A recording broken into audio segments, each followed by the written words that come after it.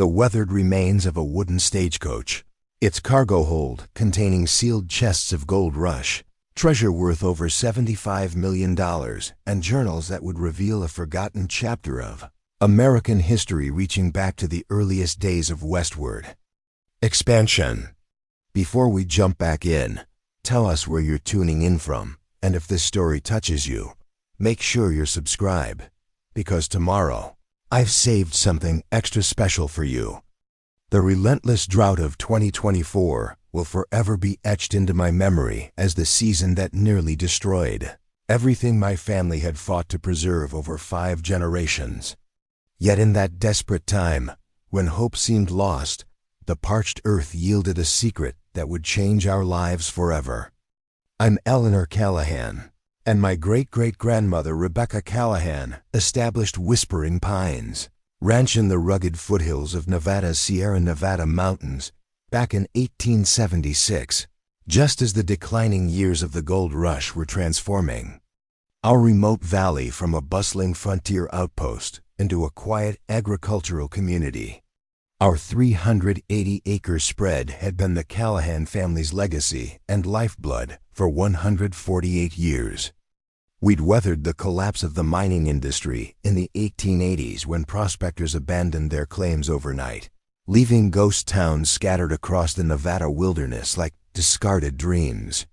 We'd endured the devastating winter of 1902 when temperatures plunged so low that fruit trees split from freezing sap and livestock perished in the fields. We'd survived the influenza pandemic of 1918 that claimed my great-grandmother Elizabeth and her youngest son, leaving my grandfather Thomas to be raised by Rebecca herself while simultaneously managing the ranch operations. The Great Depression hit our region with particular cruelty as agricultural prices plummeted and the last remaining mining operations shuttered permanently. My grandfather Thomas, barely 22 years old at the time, watched neighboring ranches fold one after another as families loaded their remaining possessions into weathered trucks and fled east toward the promise of work in the growing industrial centers. Thomas stayed, selling prized livestock piece by piece to cover property taxes, never once entertaining the thought of abandoning the land that had become woven into our family's very identity. World War II brought its own set of challenges as my grandfather and his brother both enlisted, leaving the ranch under the stewardship of my grandmother Victoria, a city-raised woman who had fallen in love with Thomas during a summer visit to her rural cousins. Victoria Callahan became something of a legend in our valley, managing the cattle operation, maintaining equipment that constantly broke down due to age and lack of replacement parts, and even delivering calves during difficult births when no veterinarian was available. Victoria kept meticulous journals of every decision, every hardship, every small victory that kept Whispering Pines Ranch operational during those uncertain years. Through it all, our ranch remained in Callahan hands, passed from mother to daughter or son with each generation, adding their own improvements while preserving the core principles of sustainable agriculture, ethical stewardship, and unyielding determination that Rebecca had established. My great-great-grandmother had started with just 60 acres and a small herd of cattle she'd purchased from a disillusioned miner for $28 and a hand-woven blanket, with a promise to pay the remainder when the first calves were sold.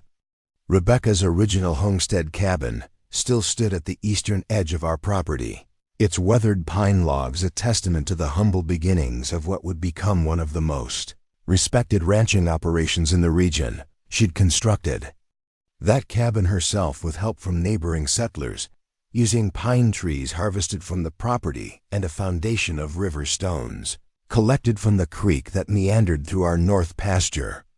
The cabin represented not just shelter, but Rebecca's unwavering belief that a woman alone could create something meaningful and lasting in a time when female landowners were rare and often unwelcome. Preparing and narrating this story took us a lot of time, so if you are enjoying it, subscribe to our channel. It means a lot to us. Now back to the story. Over the decades, each generation had gradually expanded the ranch, acquiring adjacent properties when neighboring families retired or faced insurmountable hardships. The expansion wasn't driven by greed or a desire for status. It was about creating a sustainable operation that could weather the inevitable challenges that faced every agricultural family in Nevada's harsh and unpredictable climate.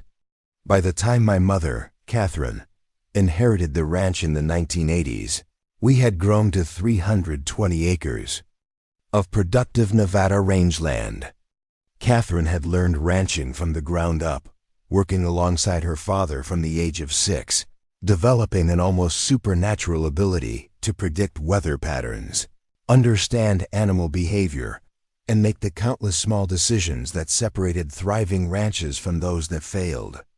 She had served in the Peace Corps in her early 20s, working with agricultural communities in Paraguay, and the global perspective she gained served her well when she returned to Whispering Pines.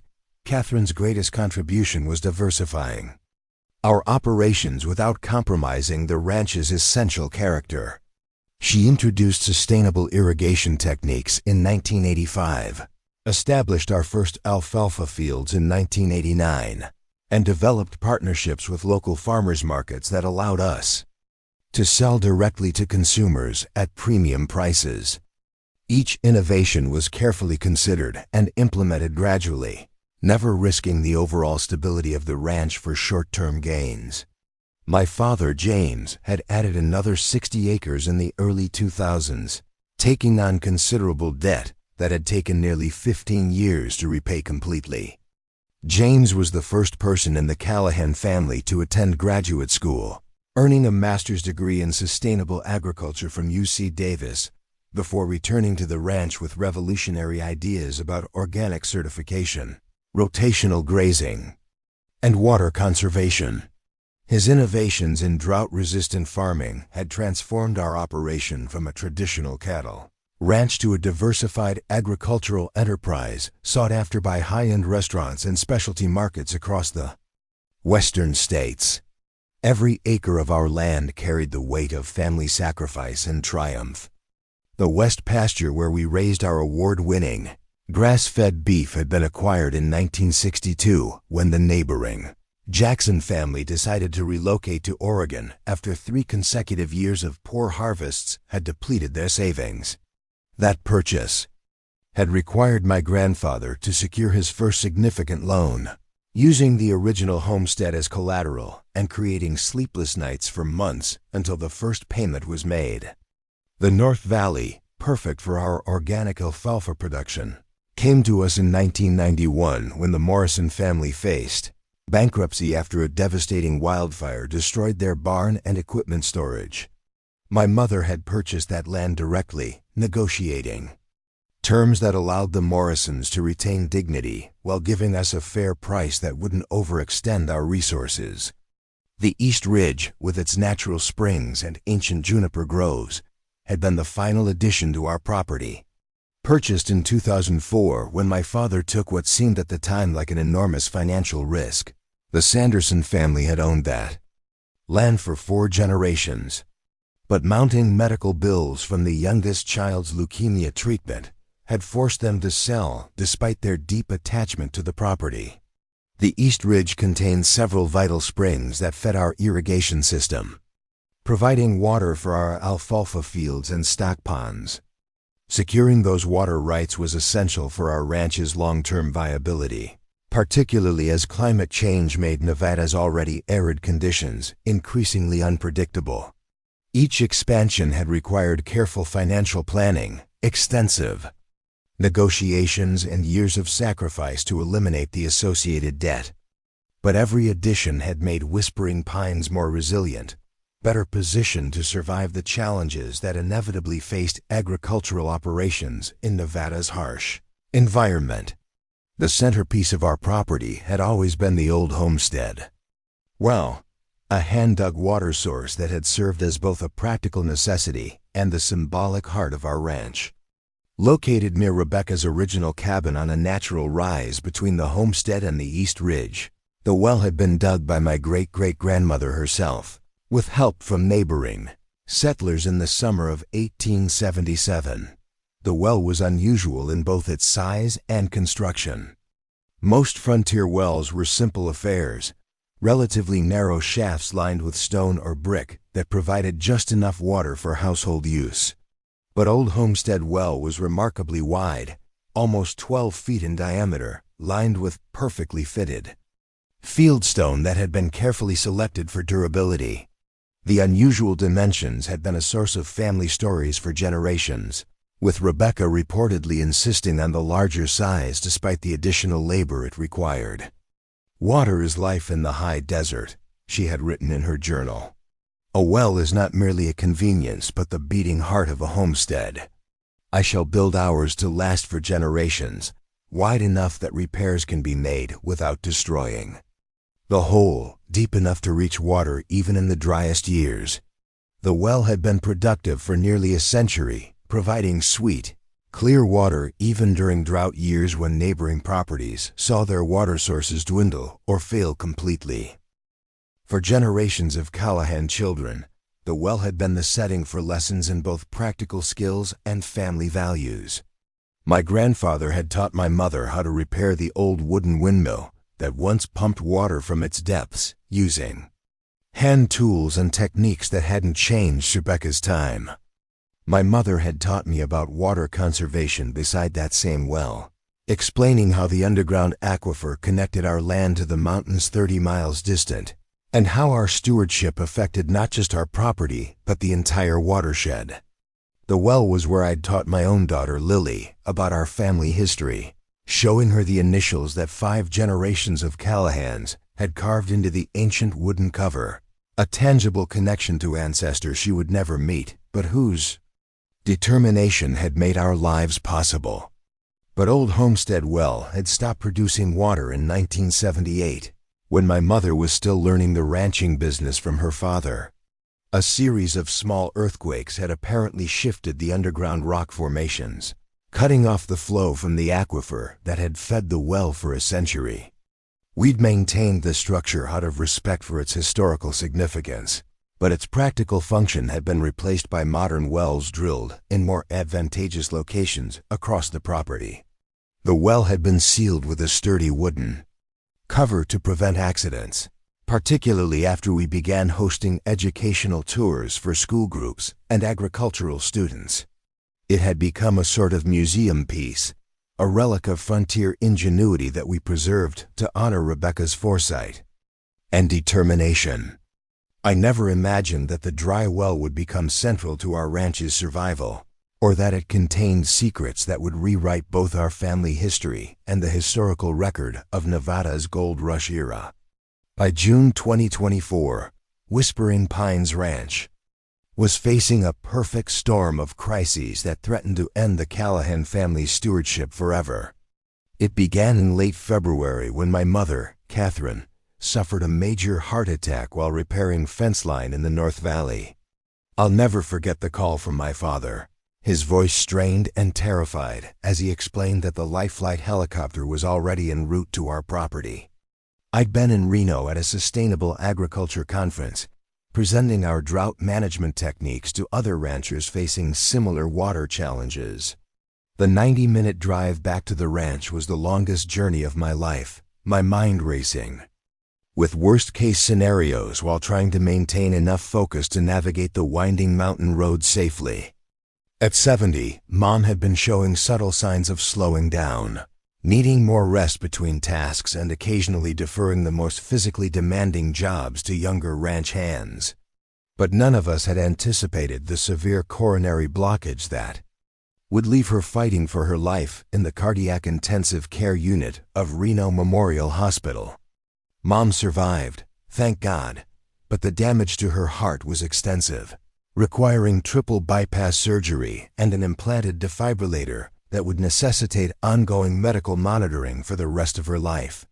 At 70, she had been the institutional memory of our operation, the living repository of 5 generations of accumulated knowledge about our land, our water sources, and the complex ecosystem of relationships that made ranching in our isolated valley possible. Catherine Callahan could predict seasonal rainfall patterns with uncanny accuracy, knew exactly when to move cattle between pastures to maintain optimal grazing conditions, and had cultivated relationships with buyers from San Francisco to Salt Lake City who trusted her judgment implicitly and paid premium prices based on that trust. Her absence during the critical spring season, when calving, irrigation planning, and crop rotation required constant attention and decision-making, created a leadership vacuum that even my 15 years of ranch management experience couldn't fully fill. But Mom's health crisis was only the beginning of our troubles. The medical bills started arriving while she was still in intensive care, growing more numerous and substantial with each passing week. The specialized cardiac care alone cost $235,000, and that was just for the initial hospitalization and surgery. Ongoing cardiology appointments, medications, rehabilitation therapy, and the monitoring equipment required for her home recovery accumulated faster than our bookkeeper could process them. Physical therapy sessions cost $175 each, scheduled 3 times weekly for the first 6 months. The cardiac rehabilitation program was another $8,000, only partially covered by insurance. The specialized monitoring equipment for her home recovery cost $12,600, with our insurance covering barely 40% of the expense. Whispering Pines Ranch had always operated on the thin margins typical of family agricultural operations throughout the American West. We weren't one of those enormous corporate ranches you see throughout Nevada and Wyoming, with tens of thousands of acres and helicopter-assisted livestock management. We were what agricultural economists classify as a mid-sized family operation, a working ranch that remained profitable through careful management, intimate knowledge of our specific ecosystem, and willingness to work 7 days a week during critical seasons.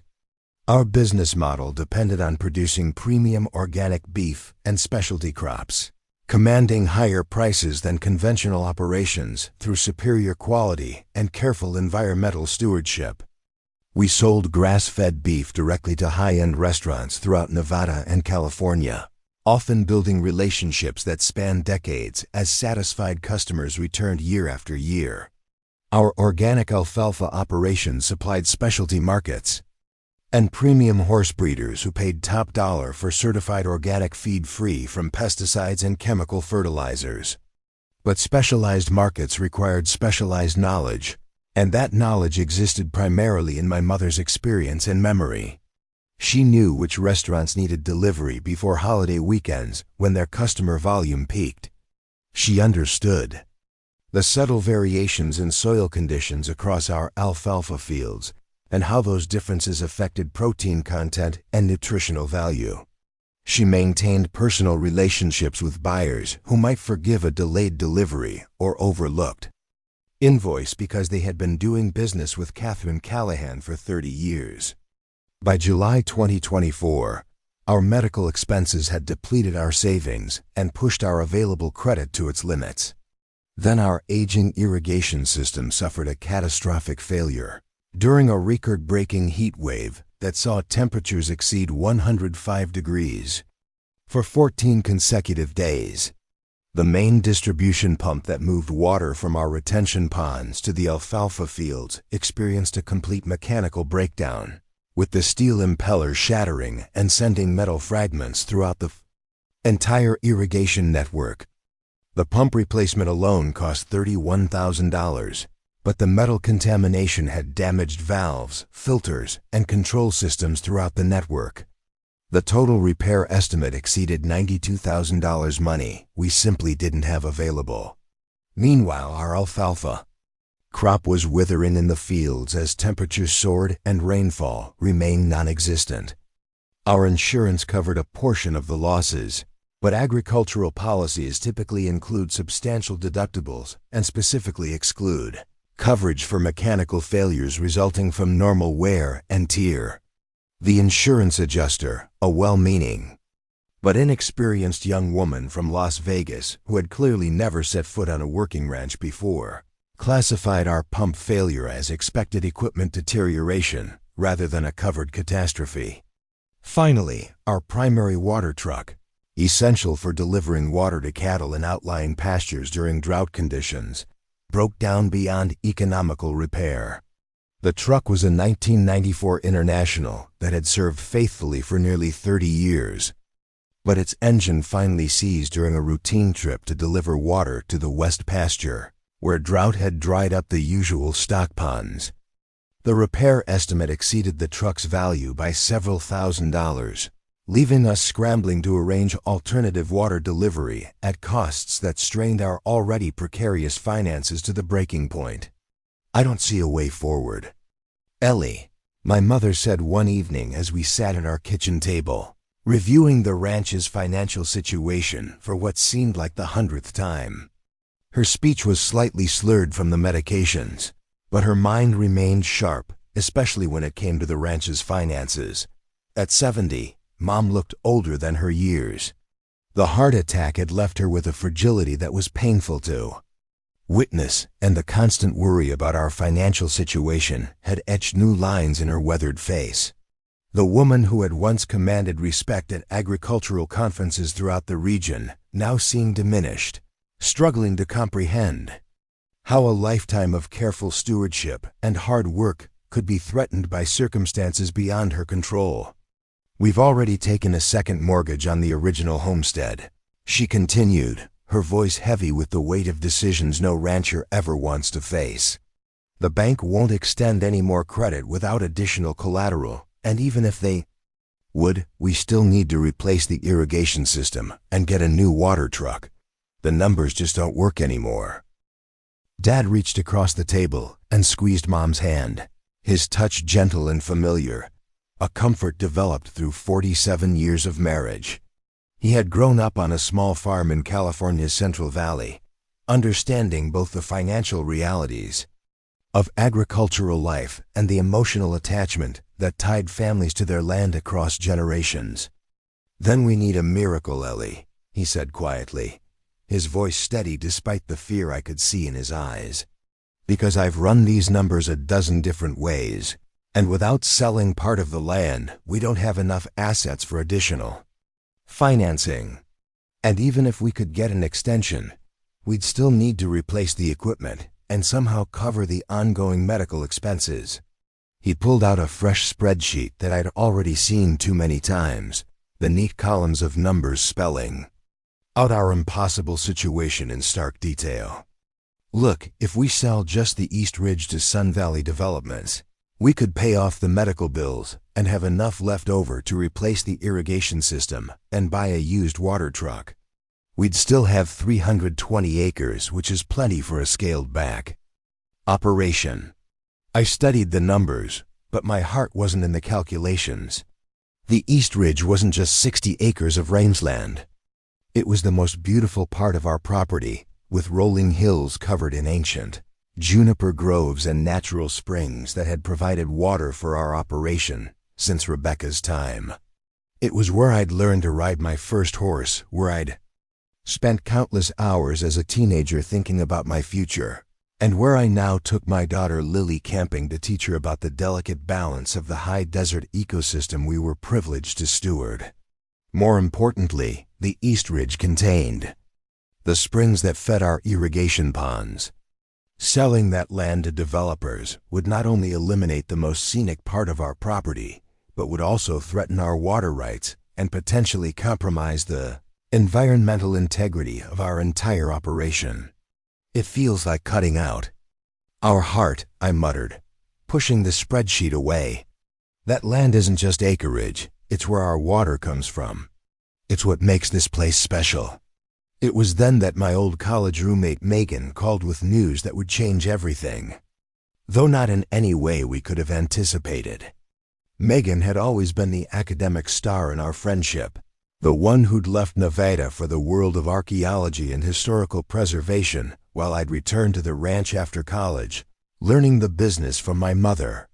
Megan had gone to UC Berkeley for a degree in archaeology, then to graduate school at the University of Pennsylvania. She'd worked for the Nevada Historical Society for 9 years before joining the State Historic Preservation Office, specializing in gold rush era sites and artifacts throughout the Sierra Nevada region. At 36, Megan was everything I wasn't academically accomplished, comfortable with the latest technology, and able to secure grant funding and navigate bureaucratic systems that completely baffled me. But she also understood Whispering Pines Ranch in ways that her education had enhanced rather than replaced. She knew our land not just as an archaeologist, but as someone who had spent countless summer vacations, helping with cattle roundups and falling in love with Nevada's rugged landscape. When she arrived at the ranch the next morning, her expression was unusually serious. She climbed out of her state-issued SUV loaded with surveying equipment, wearing her official preservation officer uniform and carrying a tablet filled with historical maps and technical documents. "Eleanor, I need to show you something," she said, leading me toward the old homestead well with her equipment case slung over her shoulder. "I've been conducting historical mapping research as part of a state-funded project on undocumented gold rush transportation routes. There's something about your well that doesn't make sense based on the historical record." We walked along the familiar path that led from our house to Rebecca's original cabin, a route I'd traveled thousands of times over the years. The summer morning was already warm, the promise of another scorching day evident in the clarity of the sky and the stillness of the air. Meadowlarks called from fence posts along the path, and I could see our cattle grazing in the distance, unaware that their future on this land might depend on whatever Megan had discovered. We stood at the edge of the well where my great-grandmother's hand-built stone rim rose about 3 feet above ground level. The ancient wooden cover was showing its age, weathered gray and beginning to warp in places, but still sturdy enough to prevent accidents. I'd been meaning to replace some of the rotting sections, but like everything else, maintenance had been pushed aside by more pressing concerns.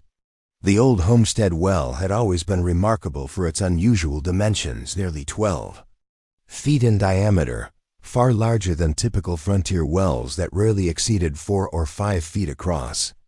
As children, we'd been told that Rebecca had insisted on the larger size to ensure easier maintenance and greater water capacity during drought years. But Megan's research suggested there might be another explanation entirely. "I've been studying historical stagecoach routes through Nevada territory during the gold rush," Megan explained, unfolding a collection of weathered maps on the wooden well cover. "There's a significant gap in the documented path between the Carson River crossing and the Sierra Nevada way stations. Based on terrain analysis and travel time records, a route through this valley would make perfect sense, but there's no historical record of a stage station here." I studied the maps with interest but limited comprehension. The faded lines and notations meant little to me, though I could recognize the basic geographical features of our region. "What does this have to do with our well?" I asked, not yet understanding the connection between stagecoach routes and Rebecca's water source. Megan pulled up a series of technical diagrams on her tablet, showing cross-sections of various frontier wells alongside detailed measurements of our own normal wells from this period were just wide enough for a single person to work while digging, typically 3 to 5 feet in diameter. "Your well is nearly 12 feet across, extraordinarily wide for a homestead water source. It's almost exactly the dimensions of what?" I prompted when she hesitated. "Of a stagecoach inspection pit," she finished, her eyes bright with academic excitement. During the gold rush era, stage companies created maintenance stations at regular intervals along their routes. These stations included inspection pits, large, circular stone-lined excavations where mechanics could work underneath the coaches to repair axles, wheels, and undercarriages. I stared at her in confusion, trying to process what she was suggesting. "Are you saying our well isn't a well at all? That it was some kind of repair station?" "I'm saying it might have been both," Megan replied. her archaeological training evident in the careful way she presented her theory. Based on historical records, there was a significant gap in the Stagecoach network precisely where your ranch is located. A station here would have been a logical stopping point between Carson City and the Sierra Passes. She showed me a collection of photographs from other confirmed Stagecoach stations throughout the West. The similarities between their maintenance pits and our well were undeniable. The same carefully fitted stone lining, the same unusual width, even similar construction. Techniques in the way the stones had been placed. But it's always been a well, I argued, still struggling to reconcile this new theory with family history.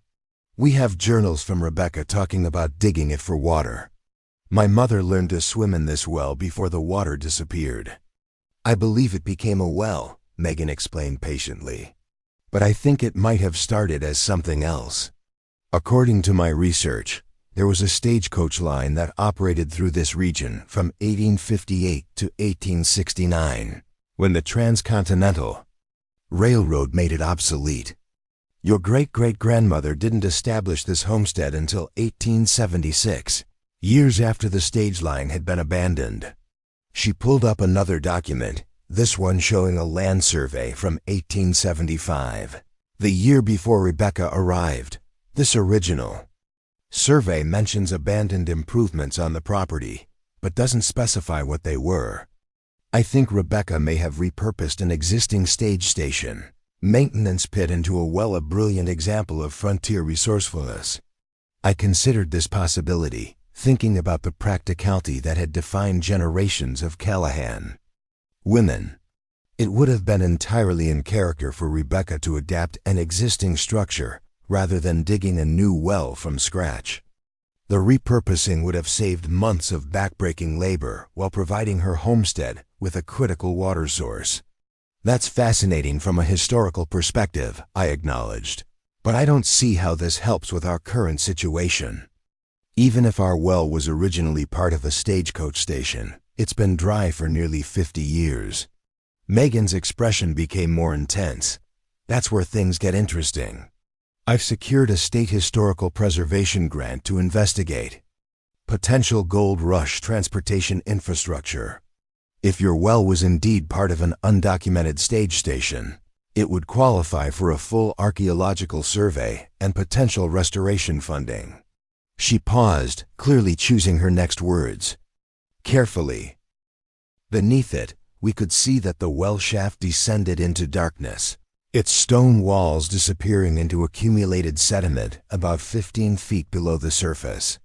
We'll begin with a careful removal of the upper layers of sediment, Dr. Rodriguez explained, showing me the detailed excavation plan. This allows us to document any artifacts in their original position, which tells us much more than simply collecting objects without context. The archaeological team used a small mechanical lift to lower equipment and personnel into the well. The initial layers of sediment were relatively recent, containing objects that had fallen into the well during my lifetime and my parents', a toy car that must have been mine, several coins from the 1960s and 70s, and a silver hairpin that Mom recognized as having belonged to my grandmother. As they dug deeper, the artifacts became older and more historically significant. A collection of hand-forged nails from the early 1900s, a pocket watch dated 1892, and several buttons and personal items that likely belonged to ranch hands or family members from the early decades of the 20th century. Each item was carefully documented, photographed in place, and then gently removed for cleaning and preservation. By mid-afternoon, the excavation had reached layers dating to the early years of Rebecca's homestead. A woman's thimble engraved with the initials R.C. brought tears to Mom's eyes, tangible evidence of our founder's presence and work. Nearby lay a collection of hand tools consistent with late 19th century ranching operations, along with pottery fragments and a child's wooden doll that likely belonged to Rebecca's daughter. But it was late in the afternoon, as the excavation reached the lowest levels of sediment, that we made the discovery that would transform our understanding of both our family history and the well itself. Through the thinning layer of silt and clay, we could make out the unmistakable shape of what appeared to be a large wooden object, partially buried in the compacted sediment at the well's bottom. "What in the world is that?" Megan asked, staring through the portable lights that illuminated the excavation site. "It looks like some kind of wagon wheel."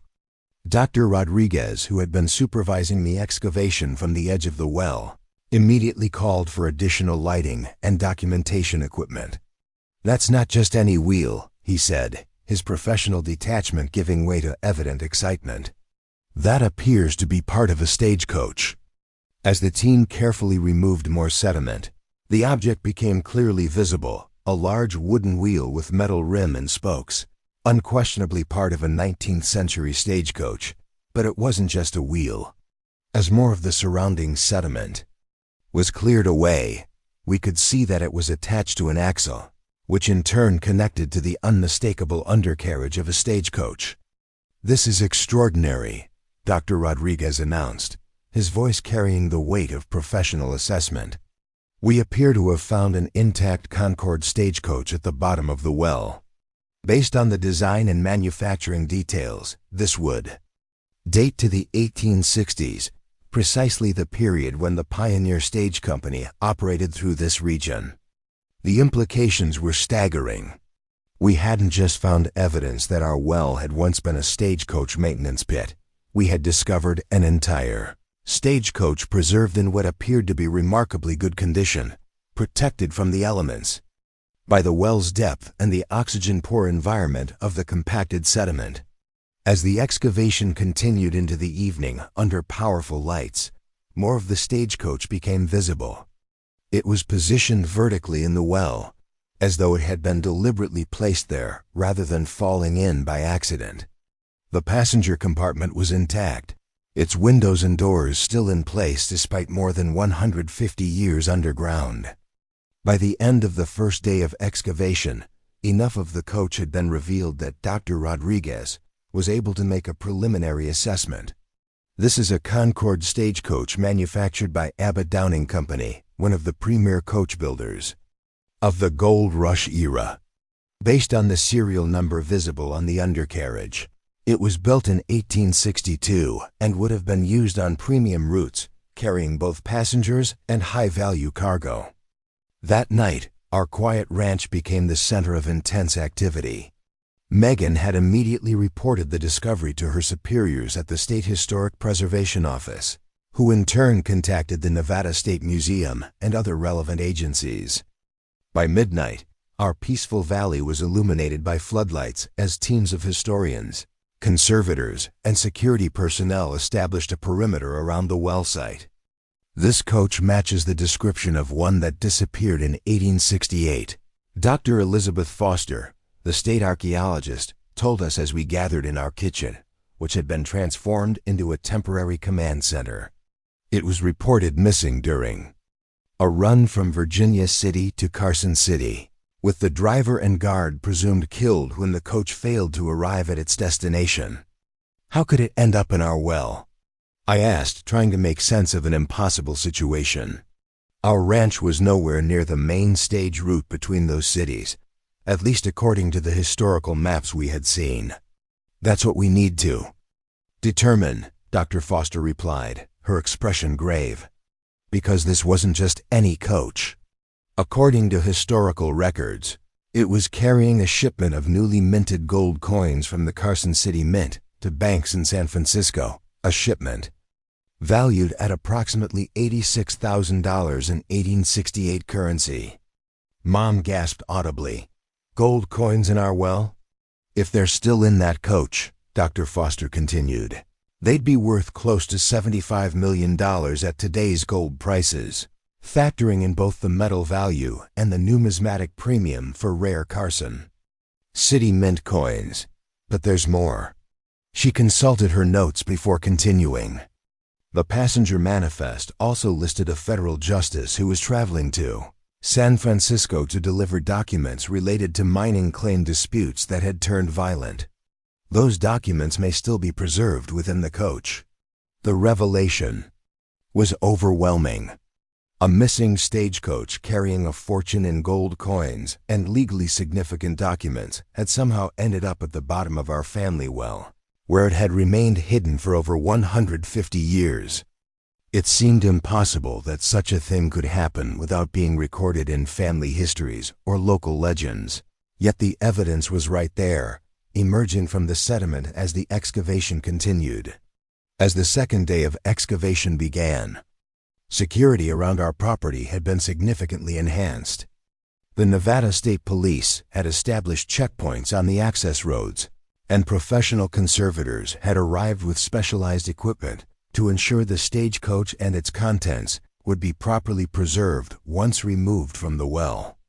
Most delicate part of the operation would be opening the coach itself. After more than a century and a half underground, the door mechanisms were frozen with corrosion and sediment. The conservators worked with exquisite care, using gentle solvents and microtools to gradually free the passenger compartment door without causing damage to the historically priceless vehicle. The moment they finally opened the coach door was one I'll never forget. After 156 years sealed underground, the interior was in remarkable condition, preserved by the oxygen-poor environment and constant temperature of its unusual tomb. The leather seats, though discolored, were largely intact. Personal items belonging to passengers lay scattered on the floor: a gentleman's walking stick, a lady's reticule, several books, and what appeared to be legal documents sealed in a leather portfolio.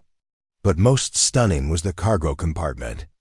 Built into the floor of the coach, a heavy iron strong box still secured with its original lock, untouched since the day the stagecoach had disappeared from its scheduled route.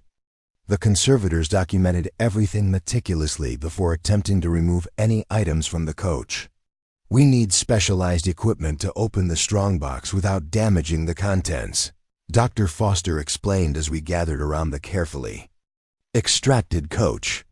The stagecoach had been painstakingly lifted from the well using a custom-built crane system, each component secured and stabilized to prevent further deterioration once exposed to air and light. Gold coins from this period were often transported in leather pouches that may have degraded over time.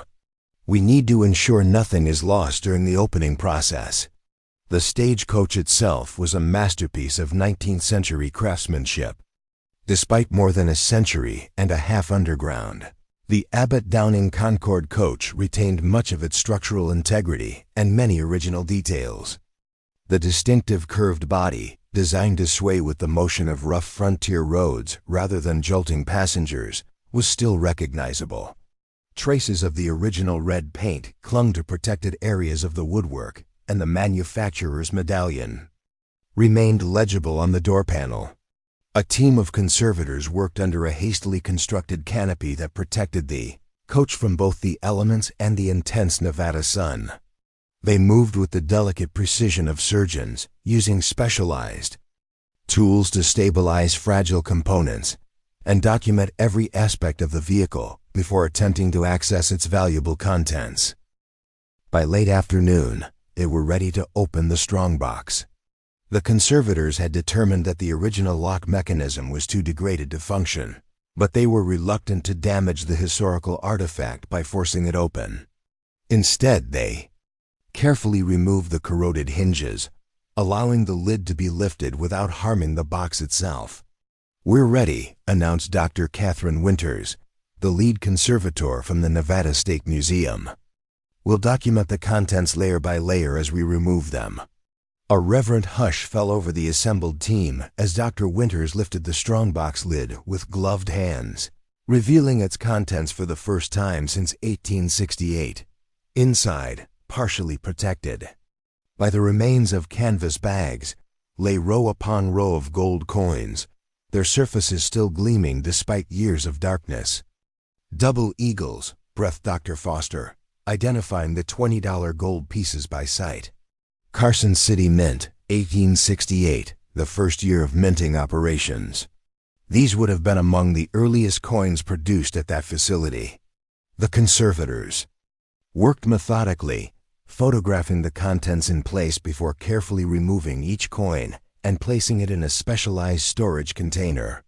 As they reached deeper into the strongbox, they discovered that the coins had been packed in alternating layers with official documents, land grants, mining claims, and legal decisions related to territorial disputes. "This is an unprecedented historical treasure," Dr. Foster explained as the cataloging continued. Beyond the obvious value of the gold itself, these documents provide insight into the legal frameworks being established during Nevada's territorial period. Some of these papers appear to be signed by the territorial governor himself. The careful inventory continued through the evening, with each coin and document meticulously recorded.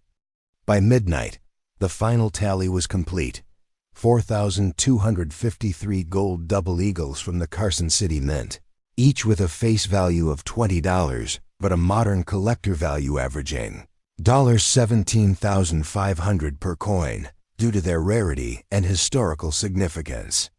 The total value of the gold alone exceeded $74 million, not including the historical documents, which were considered priceless for their contribution to understanding Nevada's territorial legal system. As the security team prepared to transport the treasure to a secure facility for further study and preservation, Dr. Foster approached our family with news that would transform our understanding of both our property and our family history.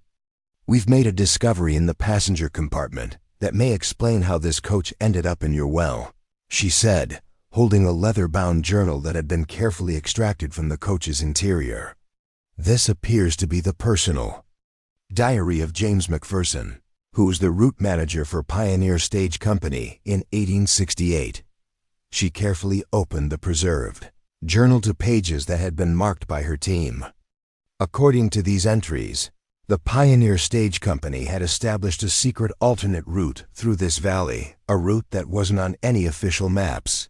They used it when transporting particularly valuable shipments to avoid the robberies that had become common on the main roads. The journal described the establishment of a stage station on what would later become our property, a station known only to trusted employees of the company and intentionally omitted from official route documentation. The maintenance pit had been constructed as part of this secret station, allowing for repairs and team changes away from the prying eyes of would-be robbers. "But there's more," Dr. Foster continued, turning to later pages in the journal. McPherson describes a robbery attempt that occurred on October 8, 1868, the very day this coach disappeared. According to his account, the coach was attacked near Carson City by a large group of bandits. The driver and guard managed to escape with the coach, diverting to the secret route, but both were badly wounded. McPherson's journal detailed how the injured men had reached the secret station, but realized they wouldn't survive their wounds. In a desperate attempt to prevent the gold from falling into the hands of the pursuing bandits, they had made an extraordinary decision. They had deliberately driven the coach into the maintenance pit, effectively hiding the entire shipment, where no one would think to look for it. "The final entry is particularly poignant," Dr. Foster said, reading directly from the journal. "Visited secret station today. Found Blackwell and Thompson dead beside pit. No sign of coach. Bandits searched area but apparently did not find shipment. Will report coach lost on main route to protect existence of alternate path. May God forgive this deception, undertaken only to protect future shipments and the lives of our drivers." The revelation stunned us all into silence. The secret had been kept so effectively that when Rebecca Callahan purchased the property 8 years later, there was no local knowledge of the stage station or the treasure hidden in what she would convert into her well. The coach and its valuable cargo had remained undisturbed for over a century and a half, through 5 generations of our family drawing water from directly above it. "There's one more detail you should know," Dr. Foster added, her expression suggesting she had saved the most significant revelation for last. "The guard who helped hide the coach was named William Thompson.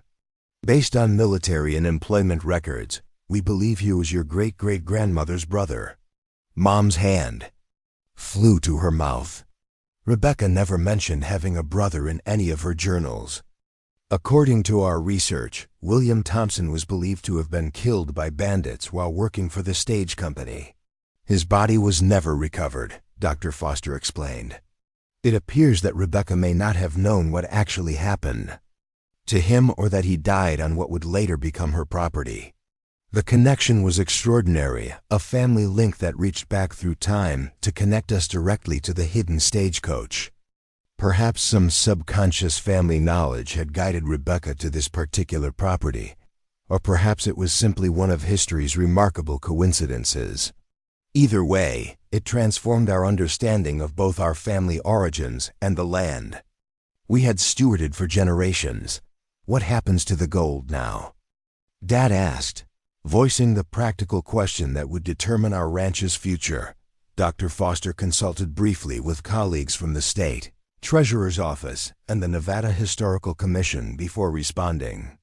Under Nevada state law and federal statutes governing historical treasures, the gold coins are considered abandoned property that reverted to the ownership of the land where they were found. As the current landowners, your family has legal claim to the entire find. The implications were overwhelming. After generations of struggle to maintain our family's legacy, after facing the very real possibility of losing significant portions of our property to financial pressure, we had discovered a treasure that would secure Whispering Pines Ranch for generations to come. However, Dr. Foster continued, given the extraordinary historical significance of both the coach and its contents, we would like to propose a compromise that serves both your family's interests and the public good. The proposal was both generous and sensible. The state of Nevada would purchase a representative selection of the coins, approximately 20% of the total, for display in the State Museum and educational programs throughout the state. These would be acquired at full market value, providing our family with immediate funds to address our financial challenges. The remaining coins would be our property to sell or retain as we saw fit.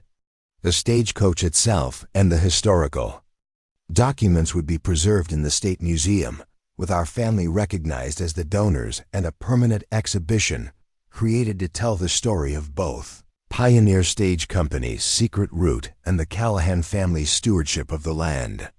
Additionally, the Nevada Historical Commission would provide a substantial preservation grant to restore Rebecca's original homestead cabin and create an educational center focused on frontier women's history, a fitting tribute to the remarkable woman who had established our family's legacy without ever knowing the secret beneath her well. 3 weeks later, with the initial coin purchase completed and our most pressing financial challenges resolved, I stood at the edge of the now empty well with Mom and Dad. The archaeological teams had completed their work, carefully documenting every aspect of the site before restoring it to a stable condition. The well itself had been designated a state historical landmark, with a newly installed plaque describing its remarkable dual history as both stagecoach maintenance pit and frontier water source. What should we do with it now? I asked, looking down into the stone-lined shaft that had concealed its secrets for so long. I think we should restore it, Mom said, surprising me with her decisive tone. The week since her heart attack had been challenging, but with proper medical care now easily afforded, she was regaining both strength and confidence. Not as a working well, but as a monument to both parts of its history. A place where people can learn about stagecoach routes and frontier ingenuity. Dad nodded in agreement. Rebecca would have wanted that, I think. She was always practical, but she valued history too. That's why she kept such detailed journals. She wanted future generations to understand the challenges she faced and how she overcame them. The discovery had transformed more than just our financial situation. It had given us a deeper connection to our land and its complex history. Layers of stories that reached back beyond our family's arrival to the earliest days of Nevada's development. The secret stagecoach route, The desperate last stand of two wounded men, including Rebecca's own brother. The generations of Callahans who had unknowingly drawn water from above a hidden treasure. All these narratives now intertwined with our own struggles and triumphs. In the months that followed, Whispering Pines Ranch underwent a remarkable transformation. With our financial pressures alleviated, we were able to invest in modern water conservation systems that reduced our vulnerability to drought conditions. The irrigation system was not merely repaired, but completely redesigned using cutting-edge technology that minimized water usage while maximizing crop yields. We established the Rebecca Callahan Foundation for Women in Agriculture, using a portion of the treasure proceeds to provide scholarships and grants for women pursuing careers in sustainable farming throughout the American West. The foundation quickly became a leading voice in addressing gender disparities in agricultural education and land ownership, continuing Rebecca's legacy of determined female leadership in a traditionally male-dominated field. The old homestead well became the centerpiece of a small but sophisticated educational center that attracted visitors from throughout the region. School groups regularly toured the site, learning about both stagecoach transportation during the gold rush and the challenges faced by frontier women establishing homesteads in Nevada's harsh environment. Most significantly, we were able to secure additional water rights that would protect our operation from future droughts, ensuring that Whispering Pines Ranch could remain productive even as climate change brought increasingly unpredictable weather patterns to our region. These rights not only protected our existing operations, but allowed us to expand into new sustainable farming initiatives that would reduce our vulnerability to market fluctuations in any single agricultural sector. 1 year after the discovery, we hosted a special event at the ranch, the unveiling of a life-sized bronze statue depicting Rebecca Callahan standing beside the well, her determined expression captured perfectly by a renowned Western sculptor. The statue had been commissioned as part of the Historical Preservation Project, a permanent reminder of the remarkable woman who had established our family's legacy on this land. As visitors and dignitaries gathered for the unveiling ceremony, I found myself standing slightly apart, watching my daughter Lily interact with guests near the educational displays. At 12, she showed the same determined intelligence that family stories attributed to Rebecca, asking insightful questions of the archaeologists, offering her own theories about frontier life, and speaking with surprising confidence about our family's responsibility to preserve both the land and its history. "She reminds me of you at that age," Mom said, joining me at the edge of the gathering. Her health had improved dramatically over the past year, the best medical care now easily within our reach. The same curiosity, the same connection to this place. "I was thinking she reminds me of Rebecca," I replied, watching Lily expertly guide a group of younger children through the exhibits. I never truly understood Rebecca's journals until this past year, the courage it took to establish a homestead alone, the vision required to build something meant to last for generations. Mom nodded, her gaze taking in the ranch that had then her life's work. "That's the thing about legacy, Eleanor. It's never just about preserving what came before. It's about building on it, adapting it, making it strong enough to face challenges the founders could never have imagined."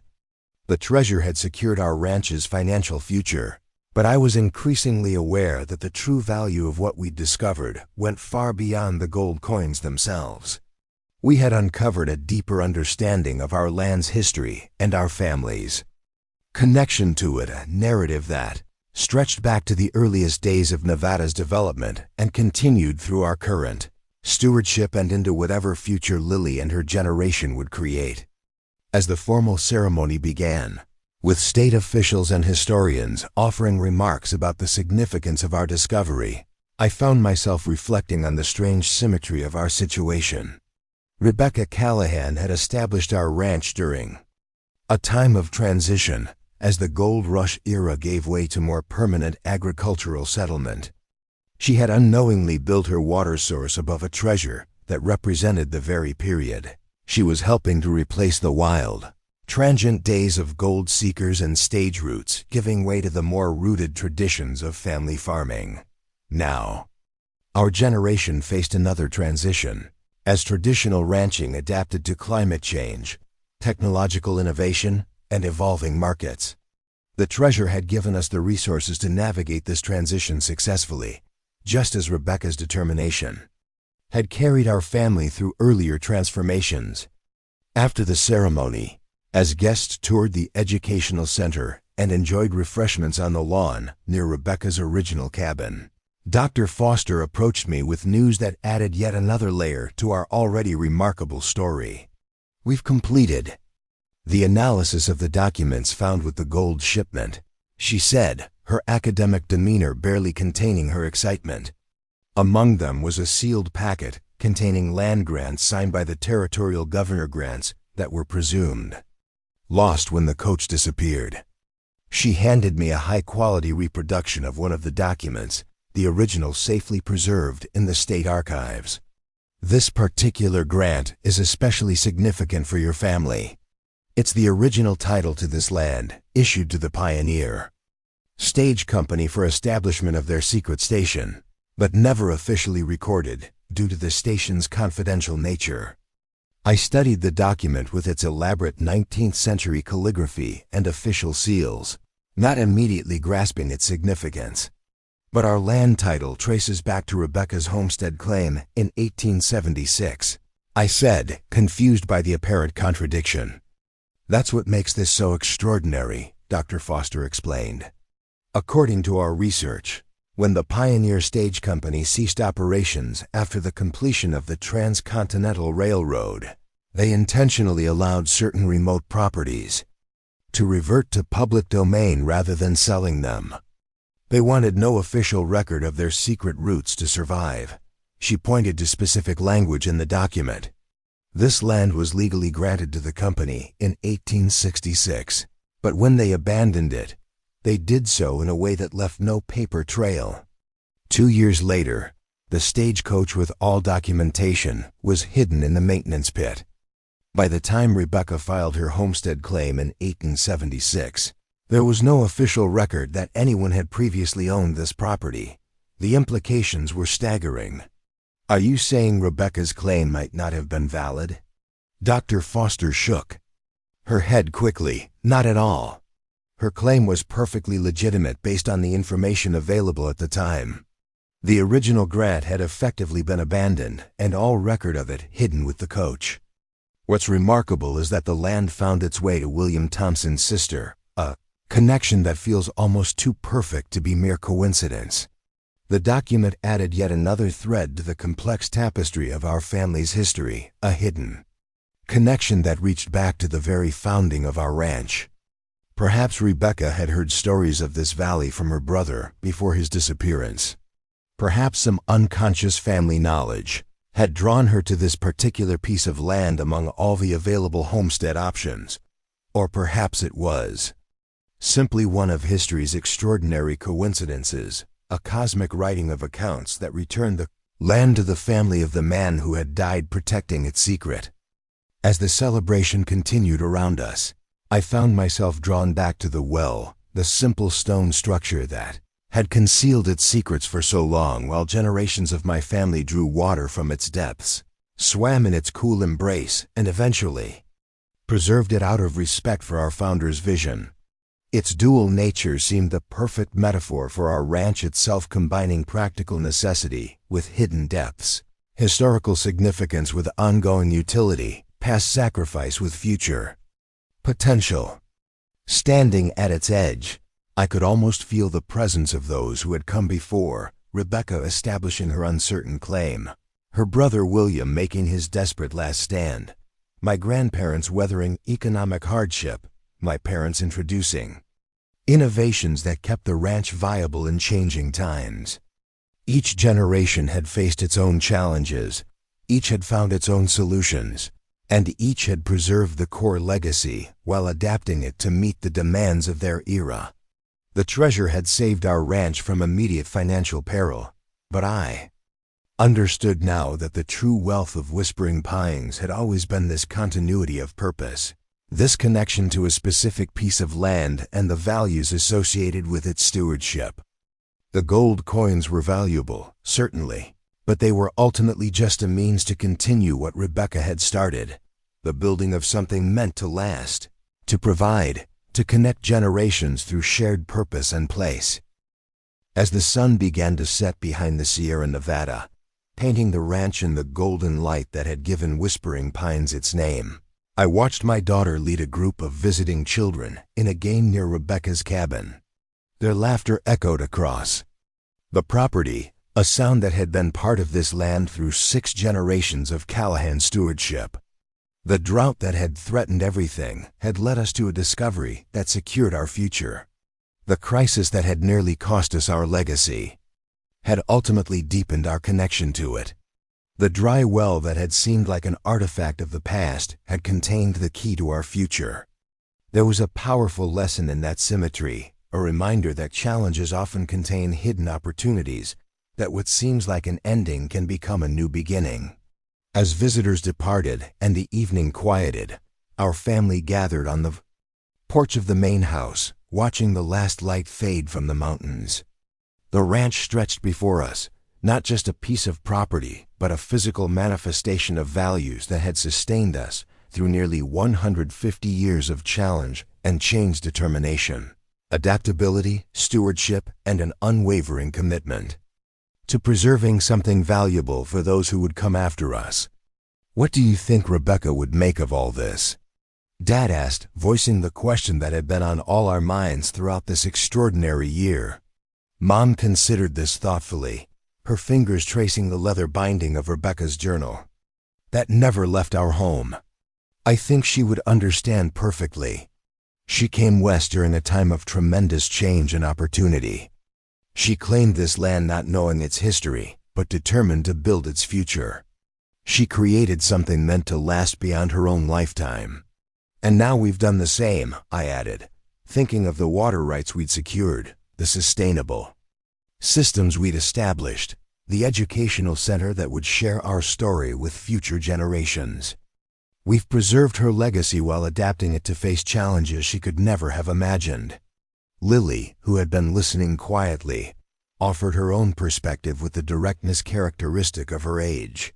I think she'd be proud that we didn't give up, even when everything seemed impossible. And I think she'd like that we're using the treasure to make the ranch better, not just to get rich. Her insight captured something essential about both our family history and our current choices. We had never pursued wealth for its own sake. From Rebecca's initial homestead claim to our current stewardship, the goal had always been sustainability, resilience, and the creation of something meaningful that connected generations through shared purpose. The gold from the Stagecoach strongbox had provided the means to secure these values in a changing world, but the values themselves had been established long before the treasure was discovered. They would continue to guide our stewardship long after the specific financial challenges of our era had been resolved. As stars appeared above Whispering Pines Ranch, I thought about the continuity that defined our family's relationship with this land, the way each generation had faced unique challenges while maintaining the core purpose. Established by Rebecca in 1876, the treasure had not changed who we were.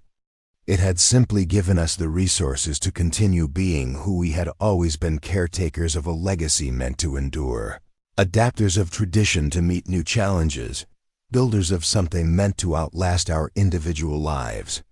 In that moment, I understood that the true treasure of Whispering Pines Ranch had never been hidden in the well. It had been visible all along in the determined faces of 6 generations of Callahans, in the sustainable practices that had kept our land productive. Through changing times, in the values that connected us across eras of tremendous change and challenge. We had drained an old well hoping to find historical evidence that might provide financial assistance.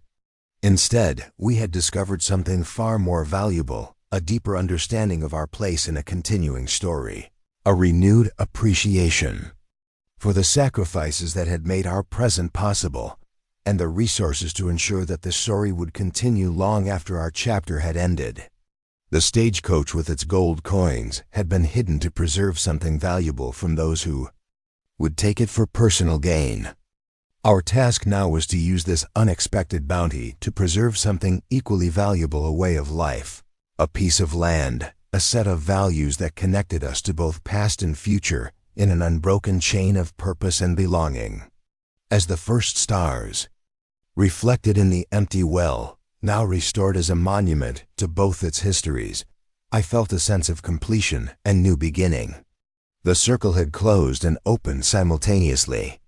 The past had yielded its secrets, and the future stretched before.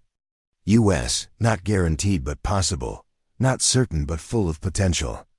That, perhaps, was Rebecca Callahan's greatest legacy, not the land itself, not even the ranch that bore our family name, but the understanding that each generation faces its own impossible challenges, finds its own unexpected solutions, and builds in its own way on the foundation laid by those who came before. In doing so, we create something larger than ourselves, something that connects us to both history and future in ways that give meaning beyond our individual lives. The treasure from the stagecoach had saved our ranch, but the real wealth of Whispering Pines had always been this continuity of purpose, this determination to preserve, adapt, and build something meant to last beyond our time. That was a legacy worth more than all the gold coins in Nevada, a treasure that could never be spent, but only passed forward, enriched by each generation's contribution to its continuing story. 5 years after the discovery of the stagecoach, Whispering Pines Ranch had undergone a transformation that extended far beyond our financial situation. The initial proceeds from the gold coins had allowed us to address our immediate challenges, paying off Mom's medical bills, replacing the irrigation system, and purchasing not just a new water truck, but an entire fleet of modern agricultural equipment that dramatically improved our operational efficiency. But the true impact of the discovery reached much deeper, changing not just our ranch but our entire community and even aspects of Nevada's approach to historical preservation and sustainable agriculture. The Rebecca Callahan Center for Frontier History, built near the site of the well, had grown from a small educational exhibit into a nationally recognized museum that attracted thousands of visitors annually. The center didn't just tell the story of our remarkable discovery, it contextualized it within the broader history of the American West, using the stagecoach and its treasure as a gateway to explore topics ranging from transportation networks during the gold rush to the largely untold stories of women homesteaders who established agricultural legacies throughout the region. Your family's story resonates because it spans the entire history of Nevada statehood, remarked Dr. James Chun, the new director of the Nevada Historical Society, during his visit to evaluate the center's expansion plans. From the earliest days of the gold rush through every major transition in Western development, the Callahan family has not just witnessed history, you've preserved it, adapted to it, and now you're helping others understand it. The educational impact extended beyond visitors to the center itself. We had established a digital archive of Rebecca's journals, correspondence, and business records, making these primary historical sources available to scholars and students worldwide. University classes regularly conducted research using these materials, producing new insights into frontier women's experiences and 19th-century agricultural development. Most gratifying was the way the discovery had transformed our relationship with neighboring ranches and the broader agricultural community.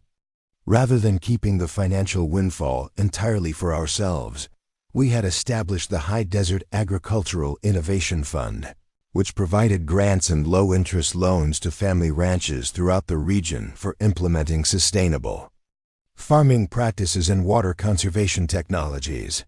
The treasure might have been found on our land, Dad explained to a gathering of local ranchers during the fund's 3rd annual grant ceremony, but the knowledge and cooperation that have sustained agriculture in this valley belong to all of us. Rebecca didn't succeed in isolation, and neither can any of us. This collaborative approach had revitalized our entire agricultural community. Ranches that had been on the verge of bankruptcy were now implementing innovative water conservation systems that reduced their vulnerability to drought. Family operations that had been considering selling to corporate agricultural conglomerates were finding new viability through diversification and sustainable practices. The impact on our own ranch operations had been equally transformative.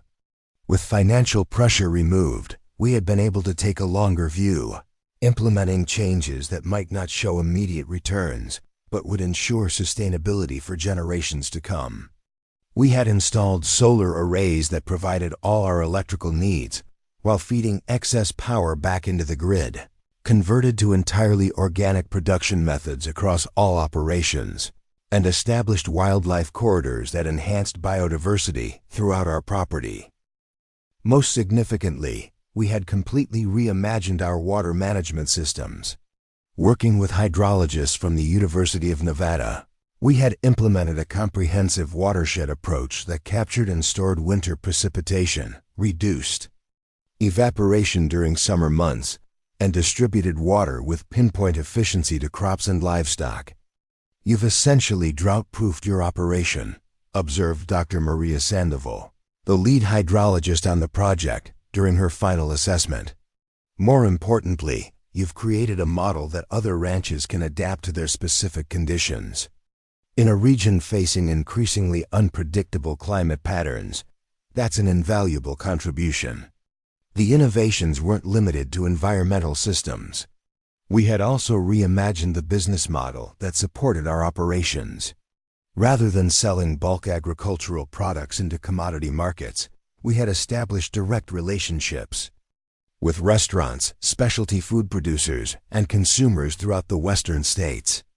Our grass-fed beef, organic produce, and specialty grains commanded premium prices because customers knew exactly where their food came from and how it was produced. Mom, now fully recovered from her heart attack and embracing her role as the family's elder stateswoman, had taken particular satisfaction in this aspect of our transformation. Rebecca would have understood this perfectly, she remarked after finalizing a partnership with a network of high-end restaurants in San Francisco. She always knew that the real value wasn't in the raw commodities, but in the relationships and reputation behind them. Lily, now 16 and already showing a sophisticated understanding of both agricultural science and business management, had initiated perhaps the most forward-thinking aspect of our new approach. She had established Whispering Pines Academy, an immersive educational program that brought students from across the country to learn practical skills in sustainable agriculture, water conservation, and rural entrepreneurship. Most agricultural education happens in classrooms and laboratories, she explained during the program's launch event, her confidence belying her young age. But farming happens on the land, in specific places with unique challenges and opportunities. We want students to experience those realities directly, learning not just techniques but the decision-making processes that make techniques effective in real-world conditions. The program had quickly gained national recognition with applications far exceeding available spots in educational institutions from high schools to graduate programs seeking partnerships. Most gratifying was the demographic diversity of participants, urban and rural students, multiple ethnic and socioeconomic backgrounds, and a gender balance that reflected Lily's intentional outreach to young women interested in agricultural careers. On a personal level, the treasure's impact had been equally profound. With financial pressure removed, our family relationships had deepened and evolved. Dad had returned to his academic interests, collaborating with researchers from UC Davis on studies of regenerative grazing practices that could actually increase soil carbon sequestration while improving forage quality. Mom had become something of a celebrity in historical preservation circles, giving presentations on frontier women's experiences and consulting on museum exhibits throughout the West, I had found unexpected fulfillment in bridging these worlds, implementing cutting-edge agricultural practices while honoring and preserving our historical legacy. The integration of past and future, tradition and innovation, had become not just a professional focus, but a personal philosophy that informed every aspect of my approach to the ranch. But perhaps the most meaningful change had been in our relationship with Rebecca herself. Before the discovery, she had been a somewhat mythologized ancestor, known through fragmentary journal entries and family stories that had evolved over generations. The Stagecoach and the subsequent historical research had transformed her from an abstract historical figure into a complex, fully realized person whose decisions resonated across time to shape our present reality. "I feel like I know her now," Mom said one evening as we reviewed newly discovered correspondence between Rebecca and agricultural officials in California. Not just as our family's founder, but as a woman facing impossible challenges with very limited resources. She wasn't perfect, she made mistakes, had moments of doubt, sometimes acted out of desperation rather than careful planning. But she never gave up on her vision of creating something that would outlast her. This more nuanced understanding of our founder had influenced every aspect of our approach to the ranch and its future. We had stopped asking, "What would Rebecca do?" and started asking, "What principles guided Rebecca's decisions, and how do those principles apply to our very different circumstances?" The shift was subtle but profound, honoring her legacy by adapting it rather than simply preserving it unchanged. The broader impact of the Stagecoach discovery continued to unfold in unexpected ways. The gold coins themselves, beyond their immediate financial value, had sparked renewed interest in Nevada's mining and minting history. The Carson City Mint, now a museum, had created a special exhibition featuring some of the recovered coins, attracting numismatists and history enthusiasts from around the world. The historical documents found in the Stagecoach had led to a comprehensive reassessment of transportation networks during the gold rush era. Historians and archaeologists had identified several other potential secret routes based on patterns revealed in the Pioneer Stage Company records, leading to new archaeological investigations throughout the region. Most significantly for our family, the connection to William Thompson, Rebecca's brother, and one of the men who had hidden the Stagecoach had expanded our understanding of our own origins.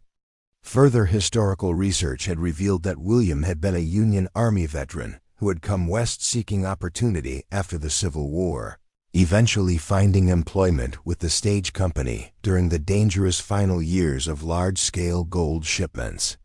He essentially gave his life to protect the gold that would eventually save his sister's legacy, noted Dr. Foster during a symposium on frontier transportation history.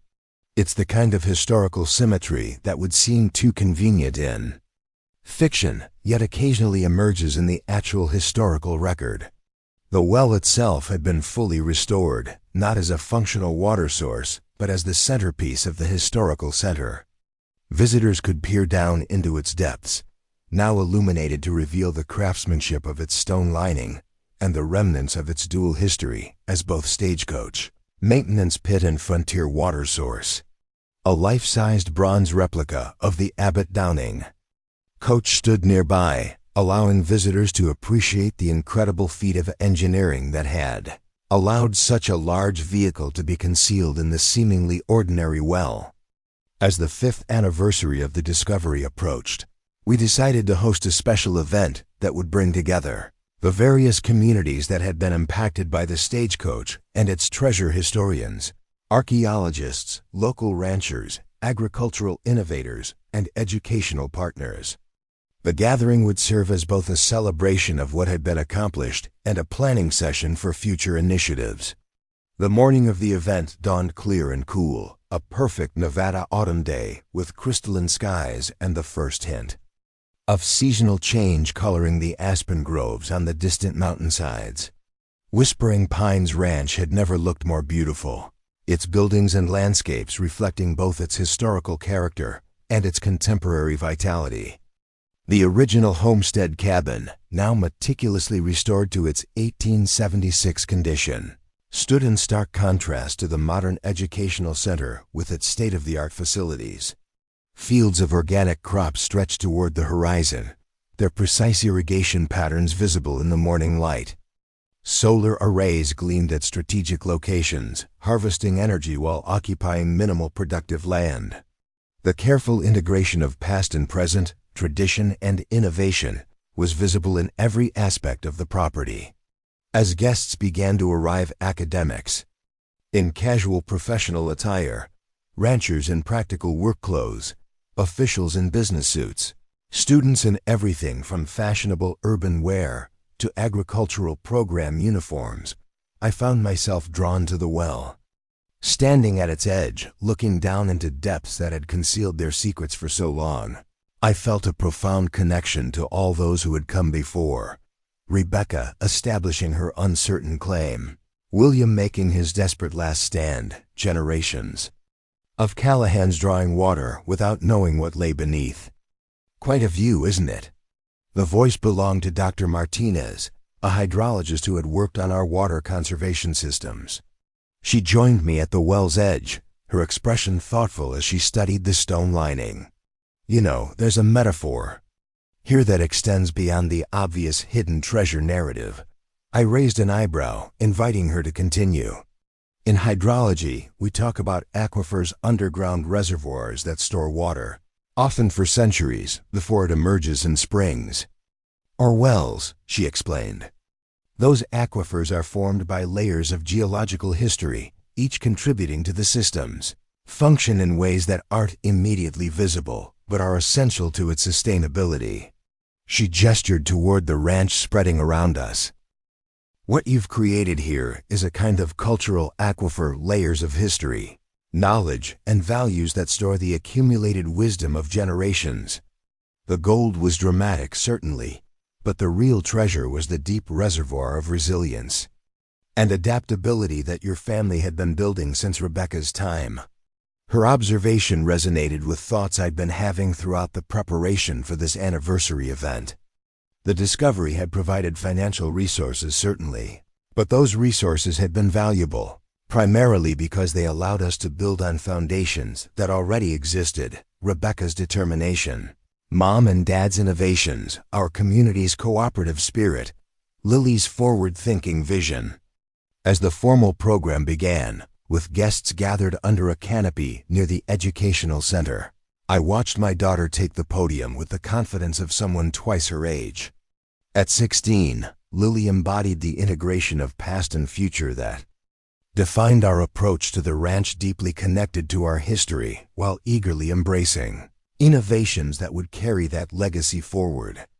"Welcome to Whispering Pines Ranch," she began, her voice steady and clear. "5 years ago, we drained an old well and found a treasure that saved our family's legacy. But the story didn't end with that discovery. It began a new chapter in a narrative that stretches back nearly 150 years and forward into a future we're still creating together."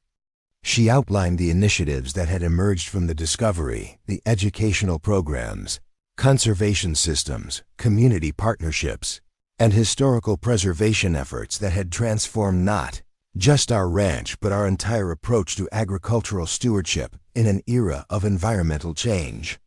Rebecca Callahan established this ranch during a time of transition. Lily continued, displaying a remarkable grasp of historical context for someone her age. The gold rush was ending, and a more permanent agricultural economy was emerging. She couldn't know the specific challenges future generations would face, but she created systems and values flexible enough to adapt to whatever came. Watching her, I felt a surge of pride mixed with a profound sense of continuity. Rebecca had established this legacy as a young woman facing seemingly impossible odds. Now, 5 generations later, another young woman was reshaping that legacy to meet the challenges of a very different era. The specifics had changed dramatically, but the core principles, resilience, innovation, stewardship, community remained remarkably consistent. After the formal presentations, as guests mingled and explored the property, I found myself in conversation with Dr. Foster, who had recently been appointed to a prestigious position at the Smithsonian. Her work on the Stagecoach discovery had established her as a leading authority on frontier transportation history, but she remained deeply connected to our family's story. "You've done something remarkable here," she observed as we walked toward the restored homestead cabin. "Most historical sites either freeze a moment in time or abandon their historical character entirely for contemporary purposes. You've managed to honor your history while continuously evolving, just as Rebecca did throughout her life." She pointed out specific examples across the property, the original cabin maintained in its historical condition while solar-powered. Kerr codes provided visitors with multilingual interpretive information. The antique farm equipment displayed alongside modern conservation systems. The well itself, preserved as a historical artifact while serving as a teaching tool for contemporary water management principles. "That's the thing about living history," I replied, articulating a philosophy that had emerged gradually through our work over the past 5 years. It's not about perfectly preserving the past, it's about maintaining a continuous conversation between past, present, and future. Rebecca wasn't trying to preserve anything when she established this ranch. She was building something new that incorporated the best knowledge and values available to her. Dr. Foster nodded thoughtfully. "And that's exactly what you're doing now. The specific challenges are different, but the approach is remarkably similar. Take what's valuable from the past, combine it with the best contemporary knowledge, and create systems designed to adapt to future changes you can't yet imagine."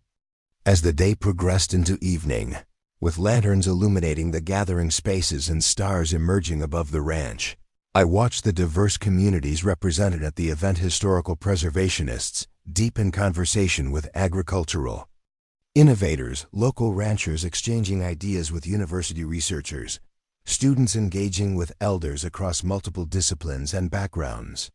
Mom joined me, linking her arm through mine as we observed the interactions.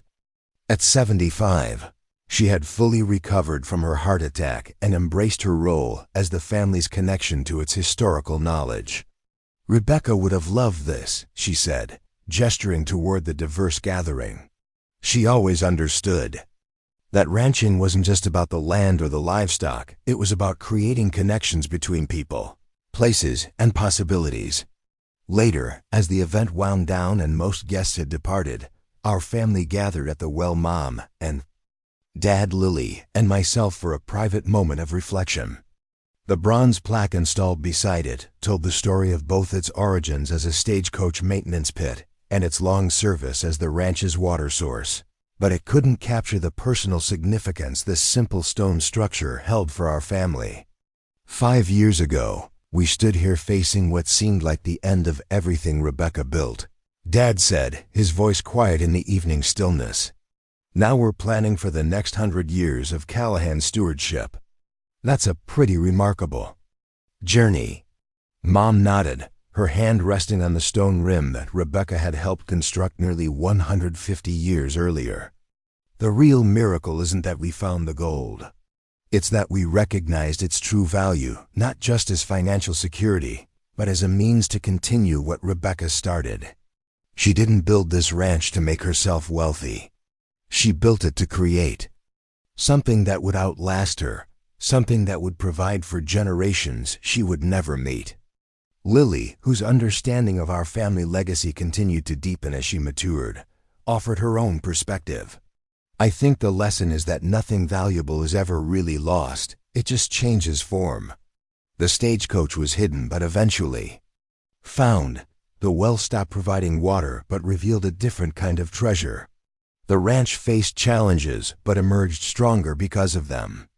Her insight captured something essential about both our specific experience and the broader principles that had guided our family through nearly 150 years of stewardship. Every crisis contained opportunity. Every ending created space for new beginnings, Every legacy required not just preservation, but continuous renewal and adaptation. As stars reflected in the still surface of the memorial pool we had created beside the well, I felt a profound sense of connection to both past and future, to Rebecca establishing her uncertain claim in a harsh, frontier environment, to William making his desperate last stand to protect the gold that would eventually save his sister's legacy, to generations of Callahans facing their own unique challenges while maintaining the core values that defined our relationship with this land. The treasure had provided the means to secure our ranch's immediate future, but its true value lay in what it had revealed about our past and what it enabled us to create for generations yet to come. The gold coins themselves were simply currency, valuable but ultimately finite. The legacy they had helped us preserve and enhance was something far more precious, a continuously evolving conversation between past wisdom and future possibility, between individual effort and community cooperation, between human stewardship and natural systems. As we walked back toward the main house, where a few close friends and colleagues remained for a final gathering, the ranch spread around us in the moonlight, fields and buildings, historical structures and modern innovations, all integrated into a living system that honored its origins while continuously evolving to meet new challenges. 5 years after draining the well, we had created something that exceeded anything we could have imagined during those desperate days when financial ruin seemed inevitable. We had transformed not just our own operations, but our entire approach to agricultural stewardship. We had established educational programs that would shape the next generation of farmers and ranchers. We had preserved historical knowledge that might otherwise have been lost to time. Most importantly, we had maintained a continuous thread that connected Rebecca's frontier homestead to whatever Whispering Pines ranch would become in Lily's lifetime and beyond, not by freezing the past in amber, but by using it as a foundation for continuous adaptation and renewal. The old Stagecoach had been hidden to preserve something valuable from those who would exploit it for short-term gain. Our task had been to use that unexpected bounty to secure something equally valuable, a way of life, a piece of land, a set of values that connected us to both past and future in an unbroken chain of purpose and belonging. As we joined our remaining guests for a final toast under the stars, I thought about the circular nature of our journey, how a desperate attempt to save our ranch had led us to a deeper understanding of its true value, how financial crisis had ultimately strengthened our commitment to principles beyond monetary measurement, how an empty well had contained the means to fill our future with previously unimagined possibilities. The treasure from the Stagecoach had saved our ranch, but the real wealth of Whispering Pines had always been the continuous conversation between generations, each facing its own challenges, each finding its own solutions, each building on the foundation laid by those who came before while preparing the ground for those who would follow. That was a legacy worth more than all the gold in Nevada, a treasure that could never be spent but only passed forward, enriched by each generation's contribution to its continuing story. Standing in the place where Rebecca had stood nearly 150 years earlier, I felt both the weight of responsibility and the lightness of possibility that defined our stewardship of this remarkable legacy. We had not just preserved what she created, we had renewed it, adapted it, and prepared it for challenges she could never have imagined. In doing so, we had honored her legacy more truly than any museum exhibition or historical marker ever could. The Stagecoach with its gold coins had been a dramatic discovery, certainly, but the true treasure of Whispering Pines Ranch had always been visible to those who knew how to look, in the resilience that had sustained us through multiple crises, in the innovation that had allowed us to adapt to changing conditions, in the community connections that had supported our family through generations of challenge and change, and in the values that had guided our stewardship from Rebecca's time to our own. As stars wheeled above our gathering, I recognized that we were simply one chapter in a continuing story, a story that, had begun before any of us were born and would continue long after we were gone. Our responsibility was not just to preserve what we had inherited, but to enhance it, adapt it, and prepare it for a future we could imagine but would never see. That, perhaps, was the most valuable lesson from the Stagecoach's discovery, that true legacy isn't measured in gold or acres, but in the continuous renewal of purpose and possibility across generations. Rebecca had understood this instinctively when she established her uncertain claim in 1876. Our discovery had simply provided the means to continue what she had started, to maintain the unbroken conversation between past wisdom and future potential. That defined the true wealth of Whispering Pines Ranch. Up next, you've got 2 more standout stories right on your screen. If this one hit the mark, you won't want to pass these up.